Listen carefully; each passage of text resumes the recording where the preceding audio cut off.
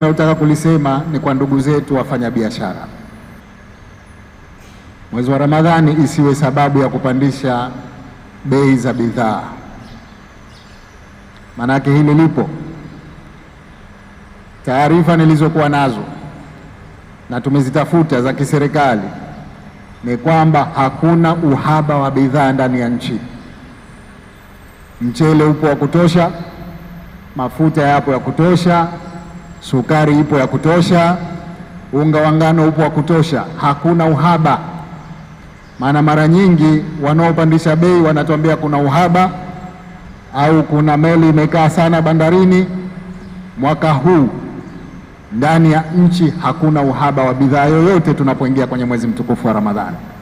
Kwa hivyo isiwe sababu Ramadhani yenyewe ikawa ndo sababu ya kupandisha bei. Tutakuwa tunakwenda kinyume sana na maadili ya dini yetu. Huu ndio mwezi wa kuhurumiana.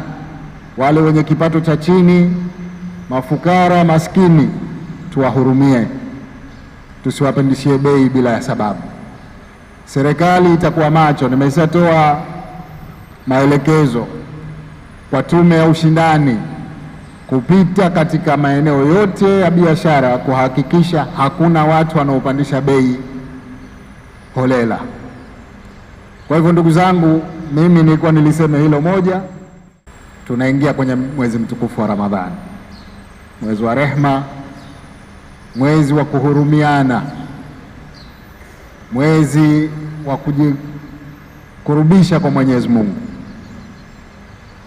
Kwa hivyo sote tuondoke hapa tukiwa tumeyapokea maneno ya kwenye khutba, tukajiandae kwa Ramadhani, kwa ibada mbalimbali za ndani ya mwezi mtukufu wa Ramadhani, na wajibu wa kuwasaidia wale ambao hali zao ziko duni. Na wakati mwafaka, wakati mzuri zaidi ni huu mwezi mtukufu wa Ramadhani. Na alhamdulillah, kila mwezi wa Ramadhani wapo watu wanaojitokeza kutoa misaada kwa watu ambao hawana uwezo. Tulihimize hili, na mimi nitakuwa mstari wa mbele kuwatafuta ili niweze kuwashajiisha, lakini sote, kila mtu kwa uwezo wake aone ana wajibu wa kuwasaidia wale ambao hawana uwezo. Hii itatufanya sote tufunge vizuri